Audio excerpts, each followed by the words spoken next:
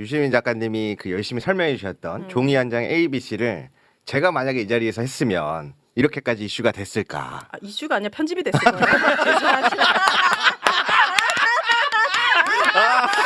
네, 죄송합니다. 죄송합니다. 오늘 처음 뵀거든요. 죄송합니다. 네. 유시민 작가님을 미워한다기보다는 유시민 작가님 하면 떠올려지는 어떤 그런 사람들 때문에 유시민 작가님이 타격이 된 게 아닐까? 이런 누가 생각도 해요. 떠올려지는데요? 김어준 씨. 아 이거 똑같이. 그러니까 뭔가 쌓여왔던 그 답답함이. 아, 그래요? 괜히 이제 그분은 이제 다른 방송도 안 나오시니까 제 친구들도 유시민 작가님은 김어준 지키려고 이러나 막 이런 얘기도 막 하기도 하고 약간 막 떠올라서 더 그렇게 되는 건가라는 그러면 아주 짧은 그런 의심. 그러니까 김어준 밑에 나를 놨다는 거야. 우리 정치인을 숭배하지 말고 지지하기만 하라고. 그 정치인은 도구라고. 나는 도구가 되고 싶은 사람이라고. 네. 정치는 결국 정치인이 하는 것 같아도 국민이 하는 거라고. 이게 이재명 대통령의 지론이에요. 근데 지금 이제 친명 깃발을 들고 막 다니는 사람들은 가슴에 손 얹고 생각해 봐야 돼요. 자기가 하는 행위가 대통령 눈에 어떻게 보일지. 저는 노무현 대통령 때도 그런 걸 봤는데 노무현 대통령이 그때 뭐 신문에 보면 오른팔 왼팔 막 가정교사 이런 사람들이 유 의원 그거 좀 아무 개시 나가서 내 왼팔이다 그런 얘기 좀 몽하게 해줄 수 없나? 아 진짜. 아 죽겠어 막. 그래서 제가 아니 그래도 그분이 캠프에 어려울 때 뭐 한 일도 있고 한 분인데 그걸 강제로 어떻게 못하게 하겠습니까? 뭐 이러고 말았는데 죽겠어. 난 지금 그때 그 말씀하실 때 노무현 대통령 표정도 기억이 나. 죽겠어요. 진짜 그럴 수 있을 것 같아. 그 대통령 욕 보이는 거예요. 그게 내가 이재명 대통령을 진짜 좋아하고 지지하면 대통령에 맞게 품격 있는 언행을 해야 돼요. 저처럼 밖에서 평론하는 놈처럼 하면 안 돼요. 여당의 주요한 정치인들은 친명에서 나와야 된다. 그거 안 돼요. 그게 나올 수도 있지만 그 기획한다고 되지를 않아요. 김대중 대통령 임기 끝날 때 동교동계에서 못 냈죠. 그때 그렇죠. 이인재 씨를 양자로 영입해가지고 이인재 대세론이 있었는데 그게 노풍에 무너진 거 아니에요. 참여정부 끝날 때 노무현 정부 끝날 때 이해찬 대표가 끝까지 경선을 했는데 그 친노인데 안 되잖아요. 친노가 맞고. 반노무현 차별화 정책을 썼던 정동영 후보한테로 넘어갔잖아요. 문재인 대통령 퇴임할 때 친문이 됐어요. 이재명 대통령이 그때 후보된 거 아니에요. 네. 한 번도 우리 정치사에서 민주화 이후에 기존 집권 세력의 대통령과 친하다는 그 노선으로 그 당의 후보가 된 예가 없어요. 그쪽은 안 그런가? 노태우 정권 끝날 때 누가 됐어요? 김영삼. 김영삼 끝날 때 누가 됐어요? 김영삼하고 싸웠던 이회창. 이명박 대통령 끝날 때 누가 됐어요? 박근혜. 이명박하고 축자고 싸웠던 박근혜야. 박근혜 끝나고 누가 됐어요? 후보가 홍준표. 홍준표. 친박 아니잖아. 그러니까 어느 정당을 막론하고 집권 세력, 집권한 대통령 계보에서 대통령이 안 나왔을 뿐만 아니라 그 집권당의 후보가 된 예도 한 번도 없어요. 그러니까 그런 건 다 헛꿈이야. 역사적 사례를 보라고요. 유시민이 친명 다 죽였다. 싹을 잘라고. 열심히 노력해서 당원과 지지자들의 믿음을 사면 그 사람이 친명이건 아니건 상관없어요. 그렇게 생각하고 일들을 해야지. 무슨 그런 이상한 기획을 해가지고 그 기획 가지고 백날 담장 쌓아봐야 때 되면 다 와르르 무너져요. 언론에서 보도하는 걸 보세요. 재래 언론에서 특히 유튜브도 일부 그렇지만 명청대전이라 그러잖아요. 친명 대 친청의 대전이래요. 이번 오는 8월 전당대회가. 그거는 완전히 허구거든요. 멸책동이고. 근데 그거를 받아안고 자기가 친명임을 내세우면서 장사하는 사람들 있잖아요. 전형적으로 B죠. 그렇죠. 누구라고 말하지는 않겠어. 문재인 대통령 때 친문이라고 나댄 사람들이 그 뒤에 어떻게 된지 보세요. 전형적인 B그룹의 행태를 보이다가 다 망했잖아요. 그렇게 하면 안 된다고. 예. 그러지 마시라고 제가 그렇습니다. 얘기하는 거죠. 지금 뭐 어떤 분은 뭐 무죄 받고 지금 정치로 복귀했는데 막 조중동을 포함해서 재래 언론에서 막 단독 인터뷰해주고 어마어마하게 띄우고 있어요. 조심해야 됩니다. 와 이거 참 흥미로운. 그 사람들이 감별을 엄청 잘해요. 그러니까 이재명 대통령과 민주당에 해될 사람들을 띄웁니다. 계속 몇 년 전부터. 재래 언론에서 정치부 기자들이 발탁해서 띄워올리기 시작하잖아요. 그럼 뭐 있는 거예요, 그거는. 유시민 작가가 호루라기를 불어줬던 정치인들이 있어요. 지난번에 누구냐면 김경수하고 박용진입니다. 조심하라고.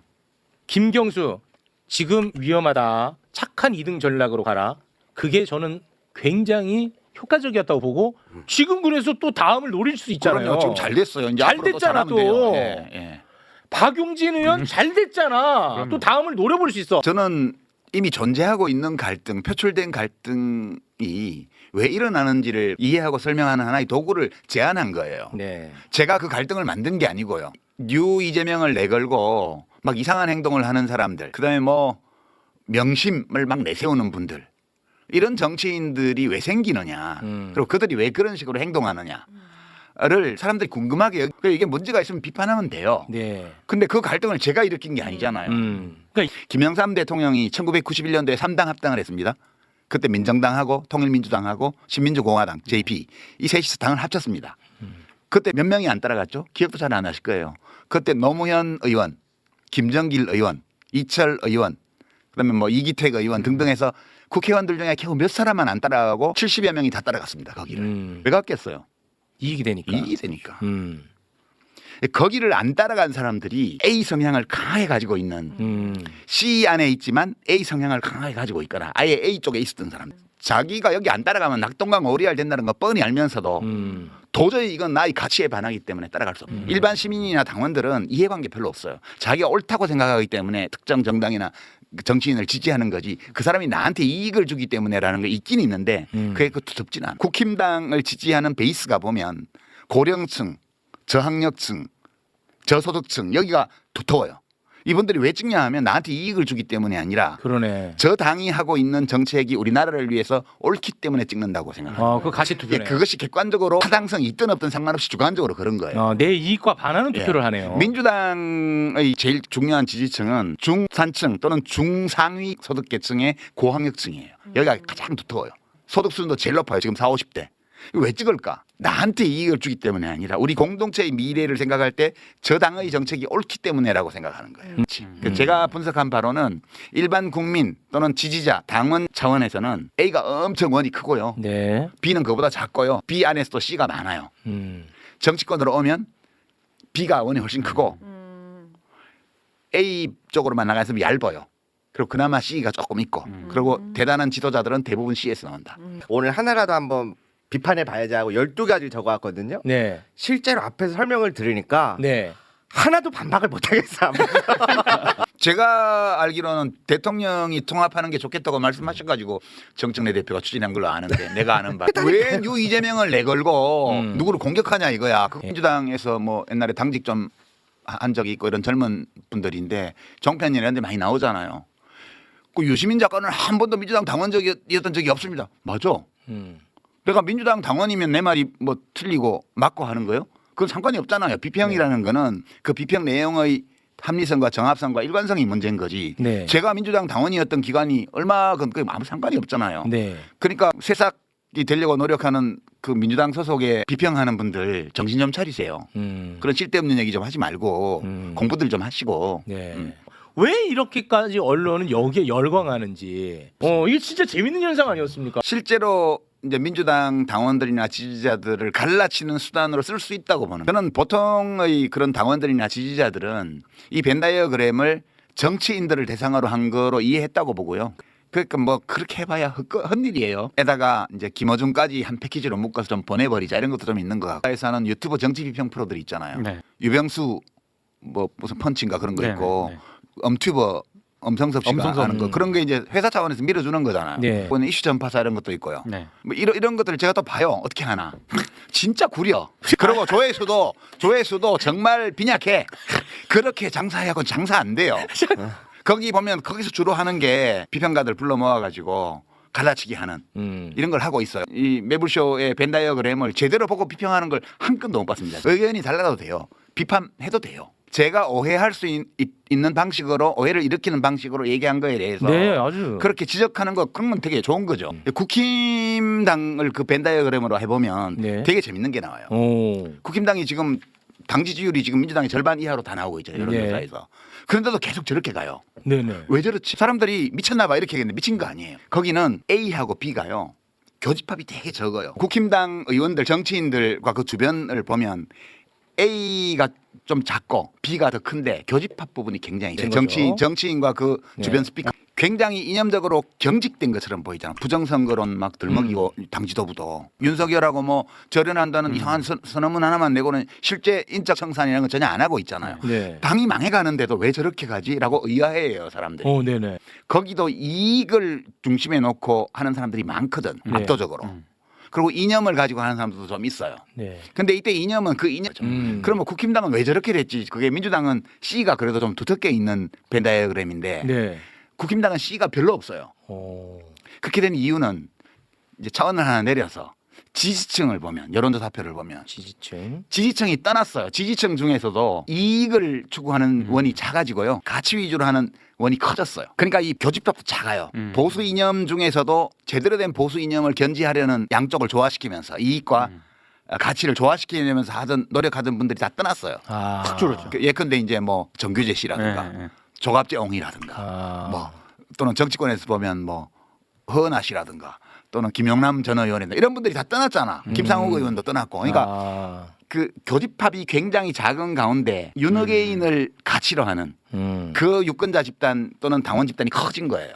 이렇게 되니까 상층 정치인 레벨에서 어떤 일이 벌어지냐 하면 당권 경쟁을 하거나 공천 경쟁을 할 때 가치에 입각해서 하는 동그라미가 커진 여기에 맞춰야 이익을 얻을 수 있잖아요. 일반 당원이나 지지자 차원에서는 가치 중심으로 결정하는 층의 비중이 커졌고요. 상층부에는 그거에 제약을 받는 이익을 추구하는 원이 굉장히 커져 있어요. 이렇게 되면 망하는 거죠. 윤어게인의 가치는 뭐예요? 그건 저도 잘 이해를 못해요. 그들의 가치가 있다고 우리가 인정을 해야 되죠. 그 뭘까? 지금 이재명 윤어게인의 대통령은 가치. 잘 못한다. 이게 한 25, 30% 나오잖아요. 그다음에 뭐 호르무즈에 파병해야 된다고 좀 나오잖아요. 네. 그들의 가치가 있는 거예요. 거기. 그 사람들이 지금 당원 지지자층에서 압도적 다수를 차지하고 있기 때문에 대구에서 여론조사하면 이진숙 1등 나오잖아요. 그렇죠.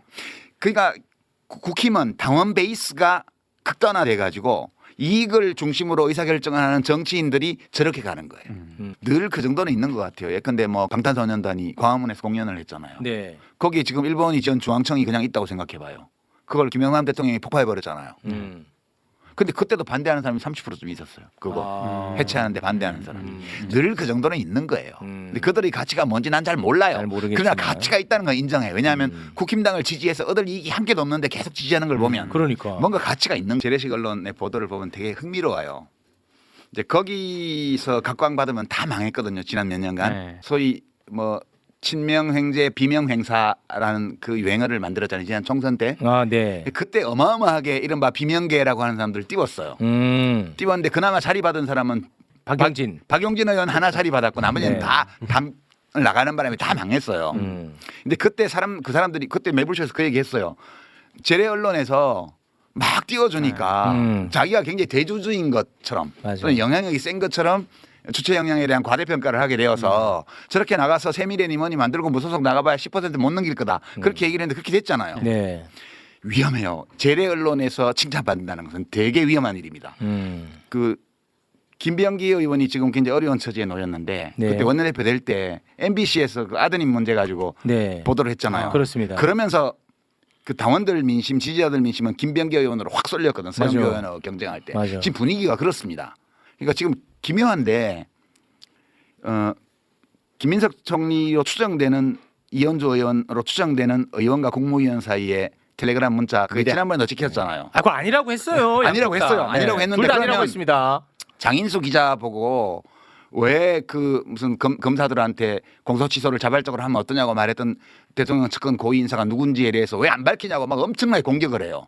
근데 뉴스원에서는 그거 왜 안 밝혀요? 국무위원하고 국회의원인데 여당에 안 밝히잖아요. 끝까지 안 밝혔어요. 이런 이중잣대가 뭐냐 할 때 이 언론이 그 지난번 텔레그램의 당사자들은 보호해 주는 거예요. 그러면 보호해 줘야 될 대상과 까야 될 대상을 어떻게 고를까? 기가 막히게 고릅니다. 그러니까 자기들에게 해되는 사람과 자기들에게 이익되는. 그래서 앞으로도 조심하셔야 돼요. 저는 저작권이 없어요. 이 책에 대해서. 컨텐츠가 제게 아니기 때문에 저는 기술적인 지원만 한 거고 이 강순희라는 이 할머니하고 사구통일평화재단이라는 요 재단 거기서 저작권을 갖고 있는 거고 저는 그냥 재능 기부만 진짜 한 거예요. 네. 저는 인쇄하고는 아무 상관이 없고요. 우리가 이제 노무현 대통령 돌아가셨을 때 막 수백만 명이 조문을 하고 그랬잖아요. 네. 그리고 우리 이한열 열사나 박종철 열사에 대해서는 참 많은 추모 행사도 지금도 하고 있습니다. 근데 과거에 독재 시절에 죽임을 당하거나 혹은 그의 항의에서 스스로 목숨을 끊거나 이런 분들 중에 우리가 모르는 분들이 참 많아요. 뭐 그렇죠. 네. 왜냐하면 그분들이 결과적으로 무슨 큰 업적을 낸 것이 없기 때문에. 그 저는 사실 지난 시기를 거쳐오면서 그런 분들에 대해서 내가 충분한 애도를 했는가에 대해서 늘 상당한 고민이 있었어요. 근데 이분이 남편 되는 분이 1975년 4월 9일 새벽에 사형당했단 말이에요. 죄도 없이. 그리고 2007년도에 재심 무죄 판결을 받았습니다. 근데 그 8분을 박정희 정권이 대법원 확정 판결이 나고 나서 24시간도 안 되어서 4월 9일 새벽 5시 반에 첫 번째 사형 집행을 했고요. 오전 8시 반까지 30분 간격으로 8명을 하나하나 끌어내서 서울구치소에서 사형 집행을 했습니다. 그 이제 우홍선이라는 분이 4번째로 사형당한 분이고 이 저자가 이 구슬 녹취록의 주인공이 그 부인이세요. 그래서 저는 구슬 기록들을 보고 그걸 문장을 다듬고 하면서 저 개인적으로는 이 재능 기부 과정이 충분치 않다고 늘 느꼈던 애도의 과정 그거를 그래도 좀은 하게 되었다라는 그런 만족감이 있어요. 저한테는 충분치는 않지만 내가 하고 싶었던 만큼 못했던 애도의 과정을 하게 됐구나라는 그런 걸 느꼈고요. 이제 우리 시민 여러분들도 그 점을 생각하면서도 애도할 방법도 모르겠고 네. 애도를 표현할 기회도 없고 이랬던 분들이 많으실 거라고 봐요. 이 이야기는 그 사건에 관한 이야기만 담고 있는 것이 아니라 그 강순희라는 어떤 한 사람의 일생에 대한 그 사람의 인생에 대한 얘기를 담고 있어요. 그래서 저는 인생 철학적으로도 굉장히 읽을 만한 책이라고 봤고요. 그런 애도라는 것은 우리가 어떤 것을 상실했을 때 그것을 받아들이는 과정을 말하는 거거든요. 애도가 충분치 않으면 각자의 마음에 짐이 남아요. 그 그늘이.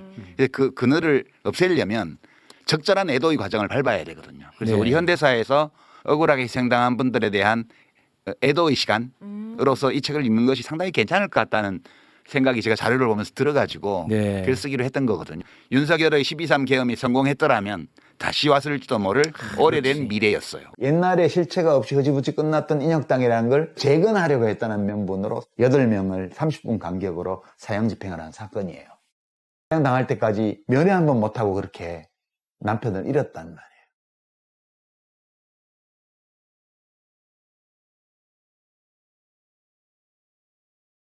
왜 그렇게 잘 차려입고 가셨어요? 일부러 이것들이 사람 무시하니까 난 오히려 더 단단하니. 당당하게 너. 하시려고.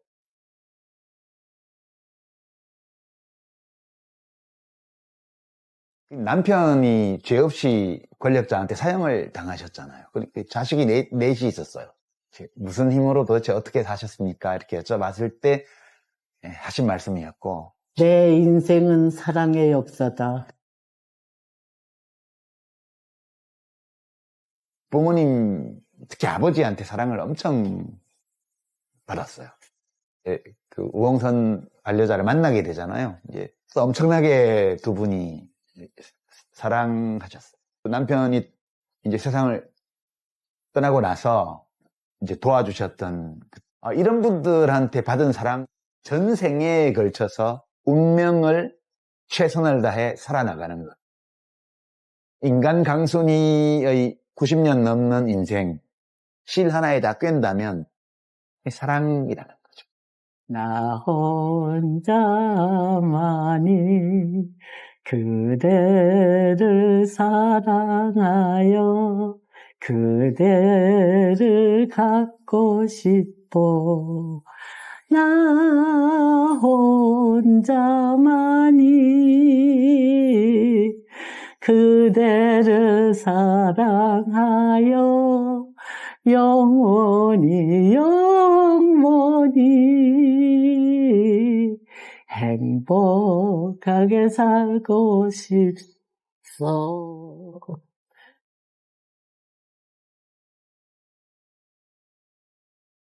나 혼자만이